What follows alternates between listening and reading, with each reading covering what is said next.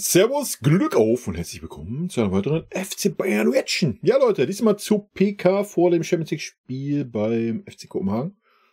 Mit Joshua Kimmich und natürlich unserem Coach. Und ich würde sagen, nicht lang schnacken, rein in den Bums. Davor die mediale Runde, die Pressekonferenz heute mit Joshua Kimmich, Servus, begleitet von Jan, der uns übersetzen wird, denn wir halten die Pressekonferenz in Deutsch und es wird natürlich 1:1 ins Dänische dann übersetzt. Also, legen wir gleich los, bitte Handzeichen. Naja, ich hoffe mal, dass wir dann nicht wieder jetzt hier warten müssen auf den Dolmetscher immer. Dass der das wirklich simultan und so macht, dass wir das nicht hören. Oder was? Mal gucken. Für die erste Frage und dann wird sie beantwortet.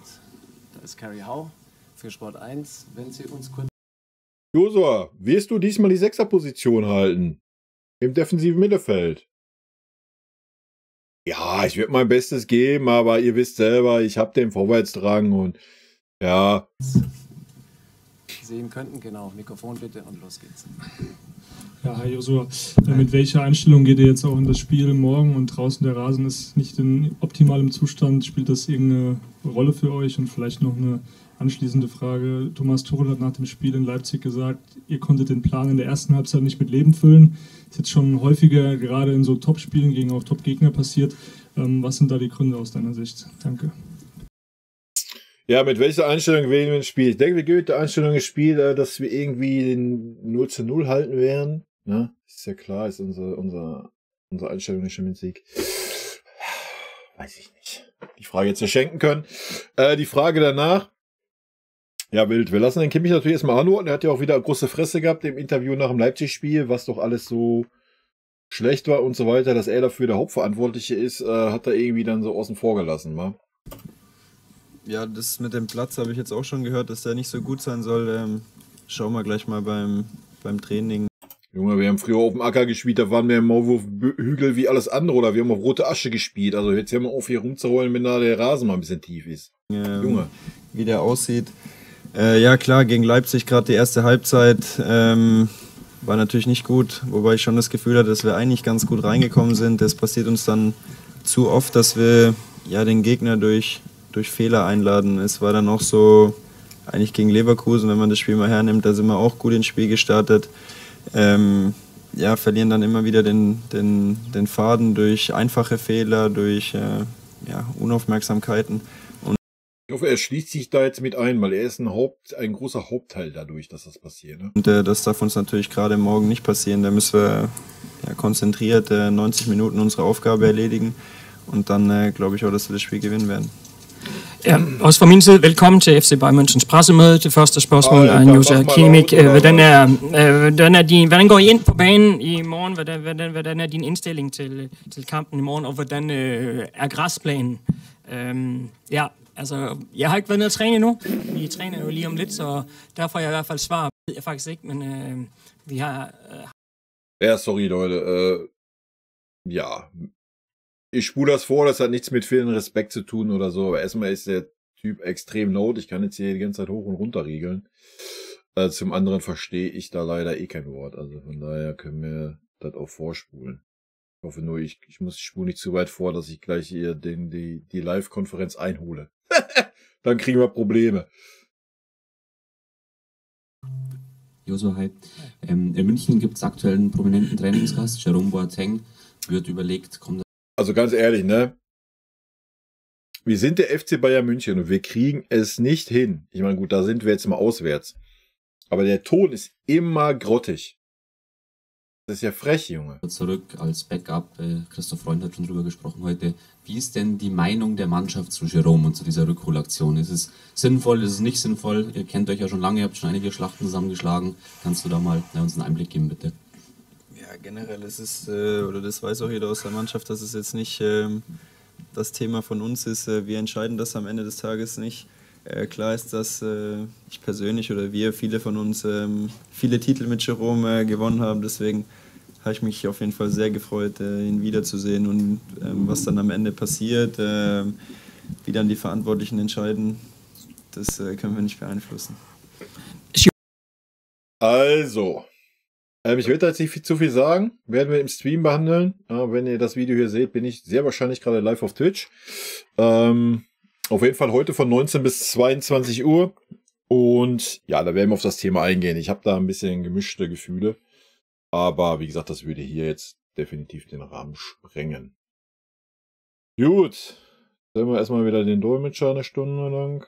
Guck mal, wie weit Kimmich noch nach rechts und links guckt. Haben sie kein Heimspiel.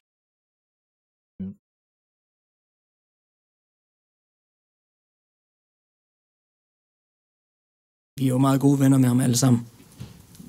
Und hier in der zweiten Reihe. Yes, I have a question here. Do you want it in English or translated from Danish to Dutch? Danish. Danish. Så spørgsmålet, det går så, hvad han kan sige om FC København, om der er nogle særlige spillere, som han vil udpege som en mulig trussel mod Bayern. Was wissen Sie über den FC Kopenhagen? Gibt es Spieler, die Sie kennen? Wen sollten Sie fürchten im Spiel morgen? Wie ist denn? Ja, aus der Bundesliga, Elianussi kennt man, ist ja mein Begriff. Generell, ja, Spiele selber habe ich jetzt keine gesehen. Die Videoanalyse ist auch erst noch heute Abend und morgen. Trotzdem wissen wir natürlich, dass Kopenhagen sehr, sehr heimstark ist. Ich glaube auch in der letzten Gruppenphase der Champions League haben sie kein Heimspiel verloren. Waren lange Zeit ungeschlagen, haben glaube ich jetzt 1 verloren oder zu Hause. Dementsprechend müssen wir uns sehr, sehr gut vorbereiten. Jeg kender Elion. Ja, was soll man auch sagen, als ob unsere Spieler sich da jetzt den FC Kopenhagen da irgendwie reinziehen. In ihrer Freizeit, also.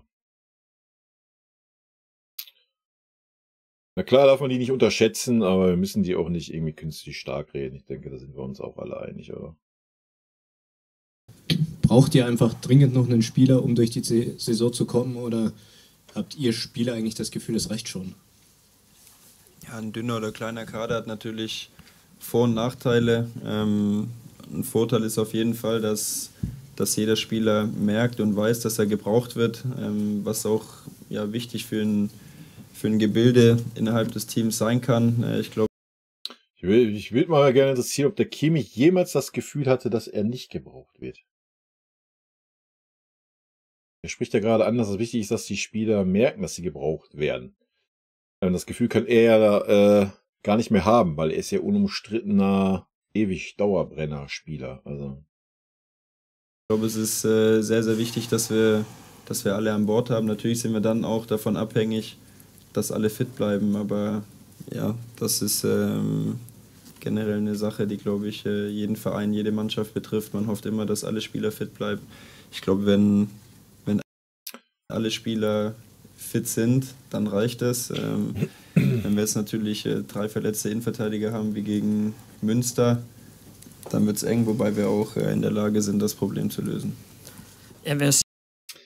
Jetzt mal ganz ehrlich, wann kommst du mal wieder in die Bredouille, dass du 3 verletzte Innenverteidiger hast? Und selbst wenn du die hast, was bringt dir dann ein 4. Innenverteidiger, der seit 3 Monaten keinen Verein hat, der menschlich ein Arschloch ist?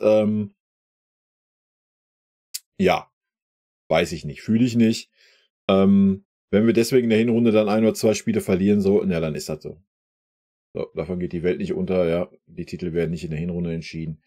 Wird die Grundlage gelegt und gut ist. Und so wie es Kimmich gerade auch sagte, und selbst wenn es so ist, bekommen wir trotzdem 11 Spieler auf dem Platz und alles ist gut.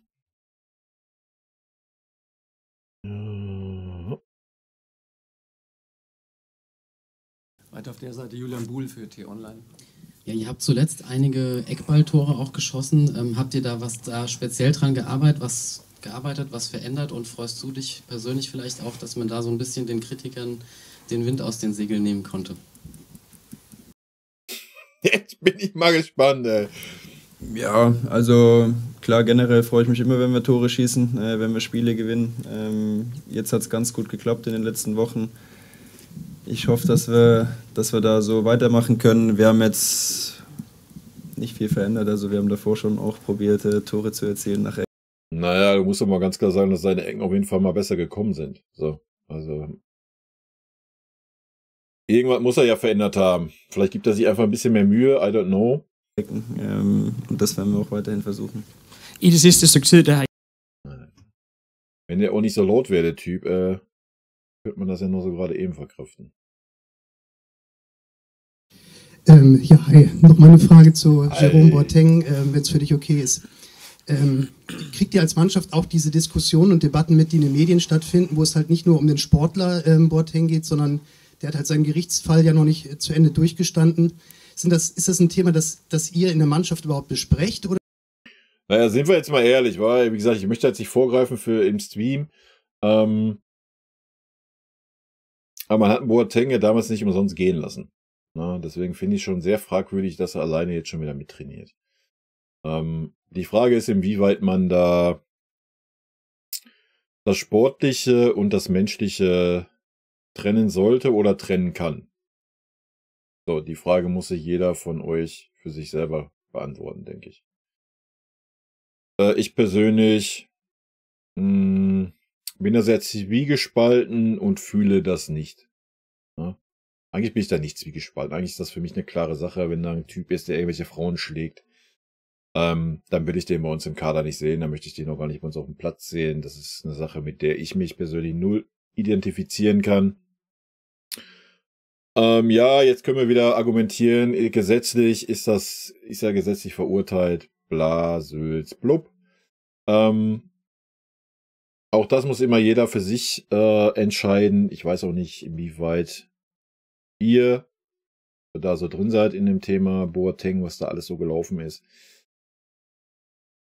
Ja, keine Ahnung, da sollte sich jeder selber sein Bild machen. Ich persönlich sehe das so, dass man das Fass sich selber nicht aufmachen muss. Für was? So, wir haben 3 Innenverteidiger. Ja, na klar kann es mal sein, dass einer verletzt ist. Ja, vielleicht sind auch mal 2 verletzt. Aber da kann ja jetzt nicht die Lösung sein, einen 35-jährigen Boateng zurückzuholen, den man vor ein paar Jahren noch davon gejagt hat, überspitzt gesagt, der jetzt 3 Monate nicht wirklich trainiert hat. Weiß ich nicht. Also ich verstehe das immer nicht. Dann nimm doch einen aus der zweiten Mannschaft. Wir haben doch in der zweiten Mannschaft ein bisschen mehr Innenverteidiger haben, weil wir spielen ja mit der zweiten Mannschaft Spiele. So. Wenn also wirklich dann die Kacke am Dampfen sein, ja, dann nehmen einen aus der zweiten Mannschaft. Da muss er nicht einen 35-Jährigen holen, der Unsummen wieder an Kohle wahrscheinlich noch haben will. Alter. Aber wie gesagt, ich gehe da im Stream genauer drauf ein, das springt hier den Rahmen. Oder ist das etwas, das ganz weit weg ist und was für euch einfach überhaupt kein Thema ist? Generell weiß ich jetzt nicht genau, wie da... Naja, jetzt mal ganz bevor er antwortet, oder wir lassen ihn erst an. Der Stand ist, so wie ich das mitbekommen habe, wurde das... Was da passiert? Das Urteil ist mal zugestellt. Ja. Naja, es ist schon lächerlich, dass er da gerade sitzt und lacht, Alter. Ohne Witz, da habe ich kein Verständnis, ja. Also dann soll er sich vorher informieren, ansonsten soll er das dumme Lachen sein lassen, Alter. Unschuldsvermutung. Okay, ja. Ich kann dazu nichts sagen. Also es ist jetzt nicht so, dass das ein großes Thema in der Kabine ist. Spørgsmål drejer sig igen om Ja, wow. Ich denke schon, dass das bei zumindest dem einen oder anderen Spieler ein Thema sein wird. Vielleicht beim Josua nicht. Mag seine Einstellung sein, alles gut. Ich denke schon, dass es bei dem einen oder anderen ein Thema sein wird. Ist vielleicht auch immer so ein bisschen persönliche Erfahrung oder sowas, wie sensibilisiert man da ist oder nicht. Ich denke aber schon, dass der eine oder andere da vielleicht eine Abneigung hat und vielleicht nicht so erfreut ist, mit solchen Spieler zusammenzuspielen. Aber nochmal, ja, das muss immer jeder für sich klar machen, wie weit man das Sportliche vom nicht-sportlichen Trend, aber ich denke, bei solchen Themen muss man dann einfach auch Flagge zeigen. Ja. Punkt. So, wir laufen auf mit einem Trikotzug Rot gegen Rassismus, machen da groß Werbung für. Ja, hat jetzt nicht unbedingt was mit Rassismus zu tun, ist aber in keinster Weise besser. So ein Thema. Grundsätzlich, auch wenn der Trainer die Marschroute vorgibt, wie ist denn euer Anspruch morgen? Wollt ihr ganz früh schon mal einen Treffer setzen? Oder wird es ein Geduldsspiel? Weil der Gegner ist ja doch eher, ich sage jetzt mal, unbekannt, auch wenn er in der Gruppe vielleicht einer der schwächeren Gegner ist, ohne den Dänen was wegnehmen zu wollen. Gut, ein frühes Tor will man immer erzielen, das tut immer gut, das haben wir im DFB-Pokal gemerkt. Klar ist das immer das Ziel, trotzdem sind wir gewarnt, wissen wir, dass ihr gerade zu Hause sehr, sehr stark sind, da eine gute Bilanz auch haben, auch wenn man das in der Champions League sieht. Dementsprechend wird es nicht einfach. Wir hatten jetzt gestern natürlich noch den Tag damit verbracht, zu regenerieren und das Spiel noch nachzubereiten gegen Leipzig. Und ab heute werden wir uns bestmöglich vorbereiten und wollen das Spiel natürlich morgen gewinnen. Was soll er auf so eine Frage auch sonst antworten? Das zweite Tor gemacht. Du kennst ihn jetzt schon ausgeholt in Elfmeter gegen Leipzig. Sané hat Kommen wir zu den letzten Fragen allmählich. Carrie Howe für Sport 1. Ja, Leroy Sané hat einen starken Start in die Saison hingelegt, auch gegen Leipzig quasi das erste Tor herausgeholt in Elfmeter und dann das zweite Tor gemacht. Du kennst ihn jetzt schon länger. Was ist mit ihm passiert? Was sind die Gründe dafür, dass er jetzt sich eben auch belohnt für den hohen Aufwand? Ja, also ich glaube, dass er den Aufwand immer schon betrieben hat. Er ist ein Spieler, der physisch sehr, sehr stark ist, der immer fit ist, der alle 3 Tage spielt. Momentan ist es schon beeindruckend, in welcher Konstanz er seine Leistung auf den Platz bringt. Also alle 3 Tage. Junge, was ist daran beeindruckend, ey? Wo steht ihr? Durch so ein Anspruchsdenken passiert halt genau das, was früher oder später wieder passieren wird. Ja? Dass der Anspruch nicht mehr erfüllt wird.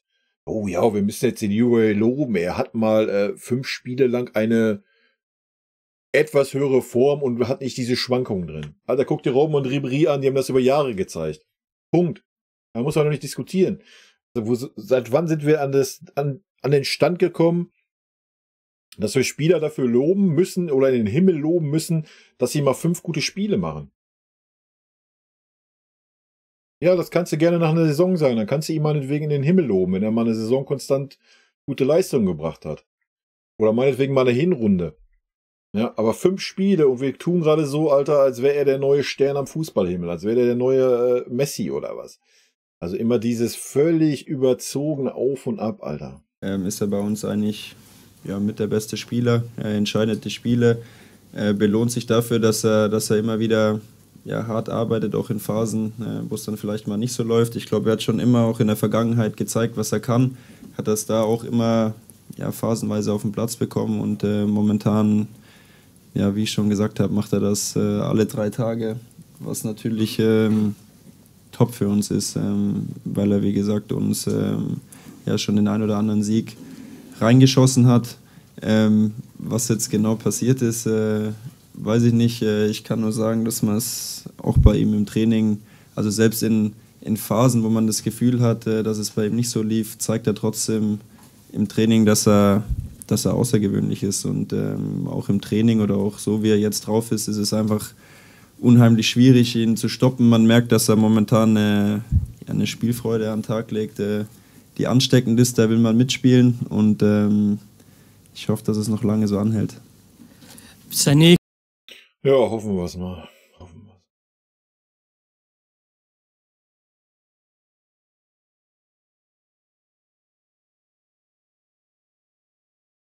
Dann hier hinten auf der linken Seite, ja. Hvis man lidt kægt skulle vende den om, er det her så måske i virkeligheden det bedste tidspunkt for FCK at møde et storhold som Bayern München og tage de point, som de håber og drømmer om, når man tænker på måske den lidt spillemæssige situation, de står i? Ist das für den FC Kopenhagen vielleicht mal die beste Gelegenheit gegen den FC Bayern jetzt gerade zu spielen, wenn man so die verletzten Miserie mal anschaut, aber auch die kleine spielerische Krise. Verletzten Miserie haben wir denn gerade. Wo der Bayern gerade eben drin steckt.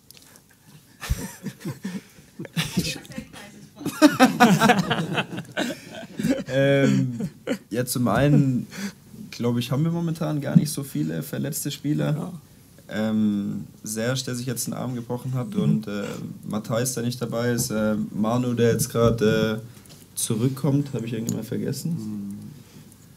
Dementsprechend, Tarek noch, fühle ich mich eigentlich ganz gut aufgestellt und ich habe jetzt auch nicht das Gefühl, dass wir irgendwie in der Krise stecken. Also wir haben natürlich den Supercup vergeigt, das muss man ganz ehrlich sagen. Und ansonsten haben wir bisher 2 Unentschieden gespielt gegen Leipzig und Leverkusen und die anderen Spiele meiner Ansicht nach relativ souverän, auch in der Art und Weise, gewonnen. Also ich Naja, gegen Manchester United war das jetzt nicht gerade souverän, aber gut. Natürlich hat er recht, die Ergebnisse sprechen für uns. Du kannst gegen Leverkusen und kannst gegen Leipzig unentschieden spielen. Da müssen wir gar nicht drüber diskutieren. Ne? Zumindest so wie Leverkusen gerade in Form ist und Leipzig tun wir uns ja schon länger schwer. Ja, so kannst du schon argumentieren, klar. Ja, aber ich fand die Frage jetzt gar nicht so schlecht, so dass man mal so ein bisschen reingeht, weil die Leistungsschwankungen, die da sind, ja, sollten wir die haben gegen Kopenhagen, die werden heiß sein wie Frittenfett, die werden da reingehen. Ne? Das wirst du dir nicht erlauben können. Also, der braucht halt da gar nicht so grinsend sitzen, Alter. Ich komme jetzt nicht hierher und habe das Gefühl, dass wir uns in einer Krise oder nicht Krise, aber schlechteren Phase befinden. Ich habe das Gefühl, wir sind gut drauf. Altså, Ja.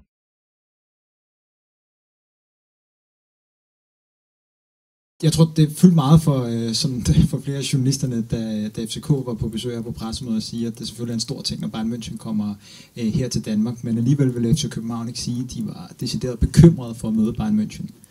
Skal FCK være bekymret, når Bayern München kommer på besøg? so Pressekonferenz der Dänen vorhin, da hat der Trainer gesagt, dass er nicht so bekümmert oder sich Sorgen macht, jetzt gerade gegen den FC Bayern zu spielen. Müssen die sich jetzt Sorgen machen, die Dänen? Wir warten einfach das Spiel morgen ab und da wird es ja wieder eine Pressekonferenz geben danach. Vi vil se kampen, og så er der jo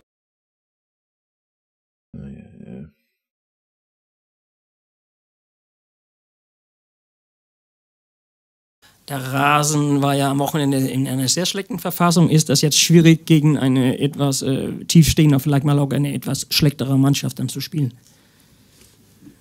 Generell ist es immer natürlich schön, auf einem sehr guten Platz zu spielen. Trotzdem sollten wir auch in der Lage sein, auf einem nicht so guten Platz ein gutes Spiel zu machen. Also wie Squash gern wäre ich. Ja, alles andere hätte mich jetzt auch überrascht, Alter. Okay, Kimmich ist damit fertig. Gucken wir mal vor.